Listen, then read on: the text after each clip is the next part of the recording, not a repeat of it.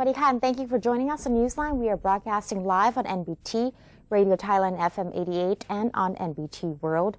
It's Friday, May the 15th, and you're with me, Tra Chirakosan.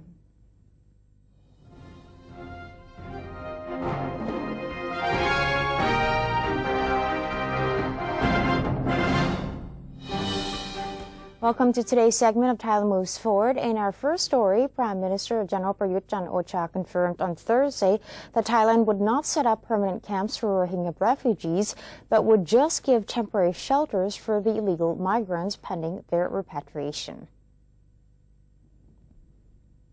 Reacting to a UNHCR call for Thailand to accept Rohingya people, General Prayut said that Thailand would give them humanitarian care while those who have entered Thailand illegally must be prosecuted. He said that Thailand is in the process of cracking down on human trafficking and will raise the issue to the special Mekong on irregular migration in the Indian Ocean that will take place in Bangkok on May the 29th, with representatives from 15 affected countries participating. The Prime Minister emphasized that Thailand could not handle the issue on its own, adding that Rohingya people who are detained in Thailand will be treated according to humanitarian principles. Prime Minister General Prayut Chan-o-cha confirmed on Thursday that Thailand would not have permanent camps for Rohingya refugees, as stated earlier just now. And moving on to the second news, the Commerce Ministry is set to hold a Thailand Rice Convention 2015, a major international seminar on rice during the 19th until the 21st of May 2015 at Impact Arena, Muang Thong Thani Complex. Director General of the International Trade Promotion Department, Duongporn Ratphaya, said the seminar is held under the concept Think Rice, Think Thailand, serving the best quality rice to the world with the objective to show Thailand's leading roles as the world's #1 rice producer and exporter of high-quality rice. It is part of the Thai government's action plan to expand rice market in foreign countries. Prime Minister General Prayut Chan-o-cha will preside over the opening ceremony and be a guest speaker at the convention, which will be attended by over 500 business representatives from upstream, midstream, and downstream industries related to rice. There will also be representatives from buyer countries such as China, Indonesia, the Philippines, Malaysia, Vietnam, Myanmar, Cambodia, and Laos. Government officials, experts, academics, and rice farmers from 75 provinces will also attend the event. Apart from the seminar, the convention features exhibitions on rice, one of which is specially held in honor of Her Royal Highness Princess Mahachakri Sirinthorn on the occasion of her 60th birthday anniversary. The exhibition will display royal initiatives in applying the King's sufficiency economy philosophy to promote the quality of life of farmers. Amongst the princess's initiatives are the Community Seeds Bank, promotion of rice-based handicrafts, and Kasorn Kasiwit Buffalo School.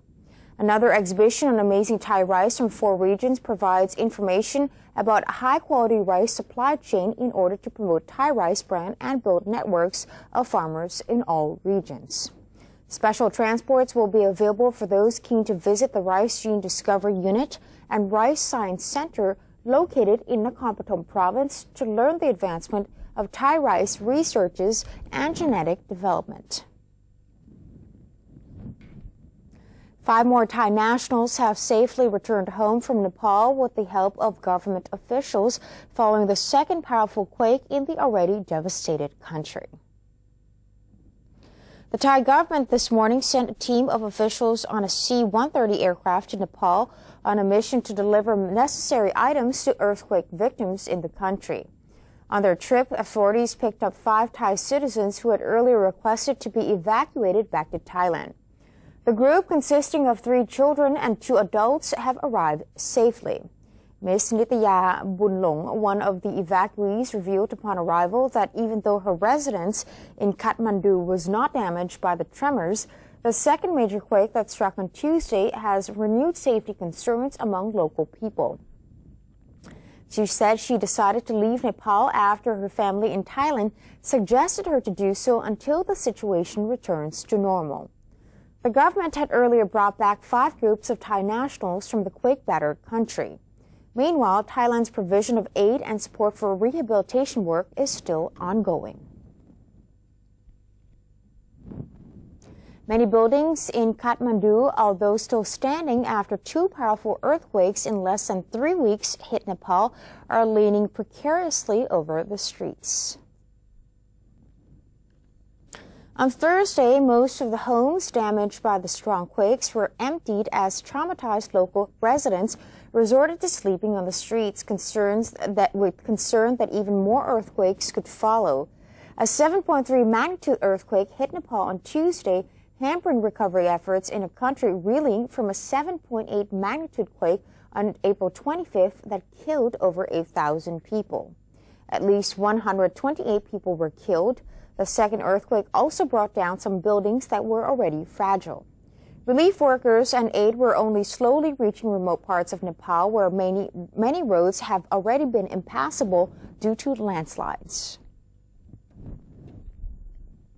The National Legislative Assembly, or NLA, has agreed to amend the criminal code to include the possession, distribution, and production of child pornography as criminal offenses. The new law is designed to protect the rights of children in accordance with the United Nations Convention on the Rights of the Child, which seeks to confront the rise in the distribution of child pornography in the era of global internet connectivity. The NLA heard the report of the committee charged with examining the law, which added clarifications to the definition of child pornography as well as increasing the severity of punishments. According to the new law, the possession of child pornography will be subject to no more than 5 years in prison and/or a fine not exceeding 100,000 baht. Meanwhile, a conviction over the distribution of such material will bring as much as 7 years in prison and/or a fine of up to 140,000 baht. Finally, the production of such material will be subject to 3 to 10 years in prison and/or a fine of 60 to 200,000 baht. After the deliberations, the NLA concurred with committee's report and proceeded to pass the amendment with 193 votes against 1 with 2 abstentions. They also agreed to task the Ministry of Justice and the Royal Thai Police with effectively enforcing the new law. A National Reform Council committee will propose its suggested reform plan to the Council's main meeting next week. Deputy spokesman of the NRC's committee in charge of the overhaul of mass communications and information technology, Bunlerd Kachayutaded, said that the committee will present its plans related to the media reform strategies to the main NRC meeting on May 18th. The suggested strategies are about freedom and accountability, prevention of media interference, and efficient media governance. He added that these strategies are important cogs in the wheel for the media reform to achieve its aim. Meanwhile, a vice chairman of the committee, Kun Wasan Pai stressed that the media reform is an important task in order to help members of the media to work hard and in a credible manner. He added that the committee has also prepared a list of suggestions on legal changes to accompany the reform process. The government is promoting good values in line with the sufficiency economy philosophy while encouraging adults to help make young people in society team about the concept. Prime Minister's Office Minister Mamluang Panada Disakun presided over a meeting on development in line with the sufficiency economy philosophy. The minister said many government agencies use the philosophy initiated by His Majesty the King with their work by planning budget appropriately in a transparent manner. Recognized and accepted by the international community, the philosophy was adopted by leaders of many countries. The minister also encouraged Thais to help promote the sufficiency economy concept and take pride in it. The meeting reviewed the progress of subcommittees steering development strategies in line with the sufficiency economy philosophy. The minister stressed that it was necessary for teachers to realize the importance of the concept and teach it to adolescents. The finance minister has voiced his confidence in the country's economic growth, saying it should reach 3.5% this year despite the economic slowdown.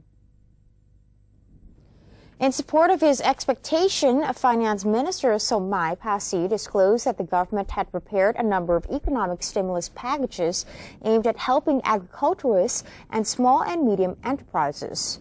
Mr. Somai denied the country was undergoing deflation, saying that the current economic situation was actually called an economic slowdown. The problem partly resulted from sluggish exports and the global economic slump. Aside from the economic packages, the finance minister added that the government was considering enlarging the tax base to include new categories such as an inheritance tax in a bid to boost the domestic economy. The new tax bill will be forwarded to an upcoming meeting of the National Legislative Assembly for a third round of deliberations within a few weeks. The Ministry of Culture is speeding up the establishment of creative and design centers in various gateway cities in the country to promote artistic goods made by local artists and other indigenous products. According to Permanent Secretary for Culture, Apinan Posayanon, Ratchaburi and Chiang Rai will be the first two gateway provinces where a creative and design center will be set up under a budget of 7,900 million baht. The centers are expected to be a hub for local artists, designers, developers, and residents to produce and share their folk wisdoms to tourists, leading to extra income for their communities. The Culture Ministry will cooperate with the Ministry of Tourism and Sports and the Ministry of Foreign Affairs to integrate works in a form of cluster in line with Culture and Tourism Action Plan, which is led by Foreign Minister General Thanasak Patimapakon. The action plan begins with the development of the Center of Cultural Products of Thailand, or CPOT, as part of the gateway cities. The CPOT are used as magnets to draw local and foreign tourists to the cities and encourage them to learn local cultures, natural resources, and ancient remains. The project also aims to promote mutual social and cultural exchanges between Thailand and neighboring countries. The Ministry of Commerce has sent its officials to the eastern province of Chanthaburi to follow up on reports of low-grade mangosteen sales by some rogue operators. The move resulted from complaints from retailers who were duped into buying raw mangosteens tainted with ripening chemicals. The fruit's rind were made to look ripe, whereas its pulp was still inedible. The fraud reportedly led to some operators losing huge sums of money. In response to the scam, the Ministry of Commerce has assigned a team to collect information from local markets and orchards in Chanthaburi province. Initial findings indicated that reduced output due to tropical storms may lead to an undersupply of the fruit. The limited yield has pushed up the retail price of mangosteen, causing some operators to dupe retailers into buying substandard produce. The fact-finding team will also trace the origin of the low-grade fruit. The Ministry of Commerce cautioned that those found to have deceived others into purchasing poor-quality products would face a jail term of up to 6 months or a fine of up to 50,000 baht or both. Exotic fruit is bought and sold in most parts of Thailand daily, but to some foreigners from other climates, tropical fruit often seems very different. Of course, most people grow to love the new and different flavors and textures of the fruit when they have the opportunity to try them at their best. Kun Niranut Traichak Wanit went to try a fruit and vegetable fair going on right now at the government house. The fair is proving, of course, to be very popular. Thailand is famous for its natural beauty, and people visiting Thailand can get the taste of that nature literally.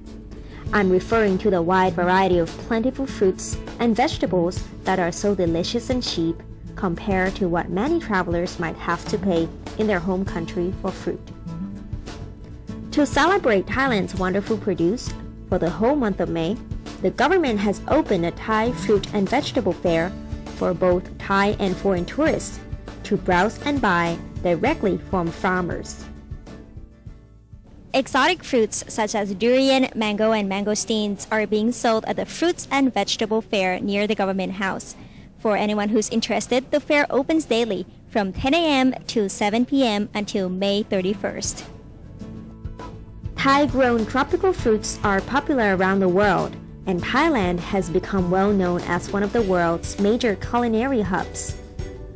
So people who like to take their food seriously will really appreciate what there is on offer here in Thailand Fruit and Vegetable Fair. Fruits here are not only cheap, healthy, and nutritious. Eating them is also a great way to rehydrate. Visitors can also enjoy a variety of Thai fruits and vegetables, including durian, mangosteen, and then they can wash it all off with refreshing coconut. How we like Thai fruits? Yeah. Well, we just want to try everything, basically, and we definitely want to try the durian. Our co-workers are always telling us about different kinds of fruit and having us try it, so now we thought we might see the whole range and kind of get a better idea of what's out there. Yeah. Fresh fruit is popular with Thais as an anytime snack and is eaten as dessert at most meals. It may be served raw, freshly sliced, in salads, or cooked in many different ways. And once again, the fair will be held until May 31st and covers a distance of 3,000 meters from Thai Bridge to Makawan Rangsan Bridge. It is open daily from 10 a.m. to 7 p.m. I'm Niranut Taijakwanit reporting. And that's the end of today's edition of Thailand Moves Forward. Before we take a quick break, let's have a look at the exchange rates and commodity prices.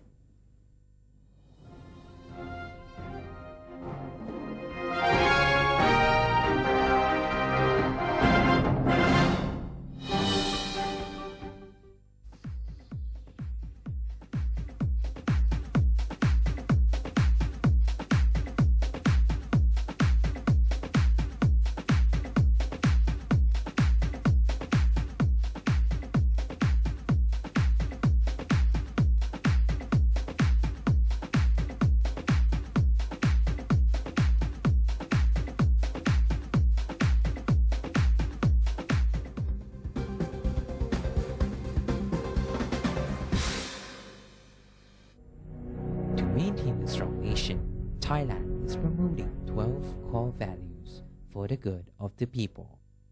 The second core value, being honest, sacrificing, showing restraint and determinations in doing good for the majority.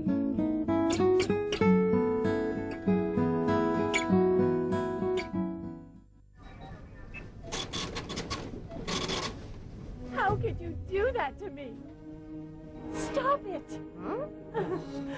Don't you get it? I don't need you anymore. Enough! We're through. There's someone else in my life. Say no to the past. Bring your own bag. Say no to plastic.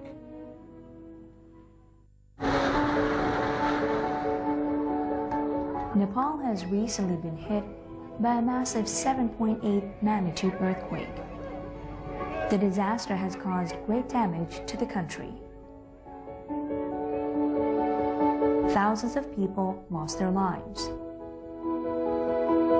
Thousands of people lost their family. Thousands of people lost their homes. Millions of people are still in dire need of support. You can lend a helping hand by donating to these accounts.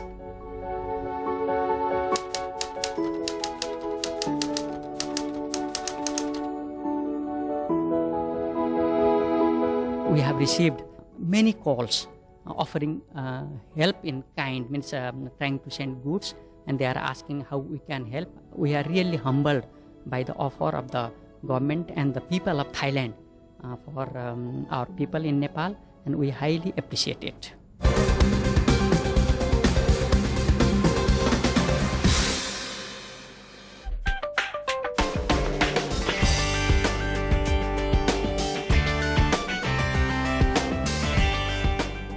Welcome back. You're watching Newsline. The Office of the National Broadcasting and Telecommunications Commissioner, NBTC, struck a deal with Korea Communication Standards Commissioner, or KCSC, encouraging cooperation between both countries in broadcasting and telecommunications. The NBTC held a Memorandum of Understanding, or MOU, signing ceremony with KCSC at NBTC Auditorium in Bangkok. MOU aims to raise the awareness for bilateral cooperation for concrete benefits of both countries. The MOU includes encouragement on information exchange in broadcasting and telecommunications regulations and the initiative for the supporting frameworks for broadcasting and telecommunications businesses that will benefit the public. The supporting framework under this MOU covers the official establishment of framework of agencies with common interests, the establishment of information exchanges, the establishment and development of communication channels between both agencies, the exchanges of experts for common learning, and the encouragement of cooperation with related media agencies in order to create a prosperous working environment. The Memorandum of Understanding is expected to lead to additional exchanges of information in broadcasting and telecommunications, as well as facilitating a safe communication culture on the Internet that is accessible to all. Regulating agencies will be tasked in helping create equality with public benefits as their first priority. The Korea Communication Standards Commission is a South Korean agency with the main objective to regulate the content from South Korean media to comply with proper standards based on unbiased judgment for the benefit of the public. The assessment of network readiness was prepared by the Global Information Technology Report of the World Economic Forum, or WEF.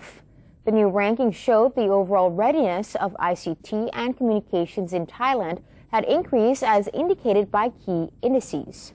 The allocation of frequencies and the number, the promotion policy to universal services, the regulation of service rates, and the promotion of market competition in order to protect consumer rights.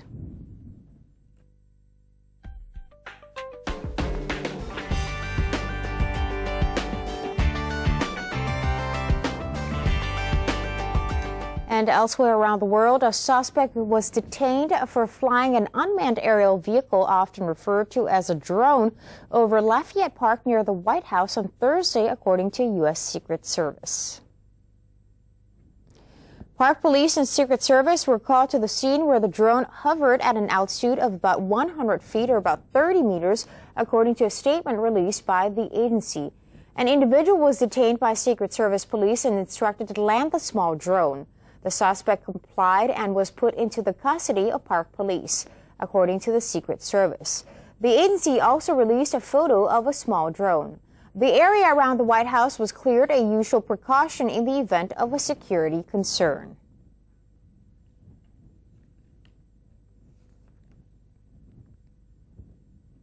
As temperatures soar in India, zoo authorities are doing their best to keep the environment cooler for animals in the Tata Steel Zoological Park in Jamshedpur in India's eastern Jharkhand state. The animals are given showers twice a day as the mercury level has crossed 42 degrees Celsius. Air coolers and fans have been installed in cages so that animals like lions and tigers don't lose their cool. A doctor at the zoo, Manik Palit, said that undertook measures last month when temperatures in the state started soaring. Pits have also created and filled with water where some animals rest when they struggle to cope with the heat. Temperatures have risen sharply in several northern and western regions recently, with weathermen predicting scorching summers coming ahead. And that's it for today's edition of Newsline. For any comments or suggestions, please feel free to email them to us at newsline.nbt@gmail.com. You can also follow us on Facebook. Just simply type in NNT or check out our website at thainews.prd.go.th/newsang. We're going to say goodbye now with footage of a space water park in Chainat Bird Park, which is the biggest bird sanctuary in Asia. I'm Tra Chirakosan. Have a wonderful day. สวัสดีค่ะ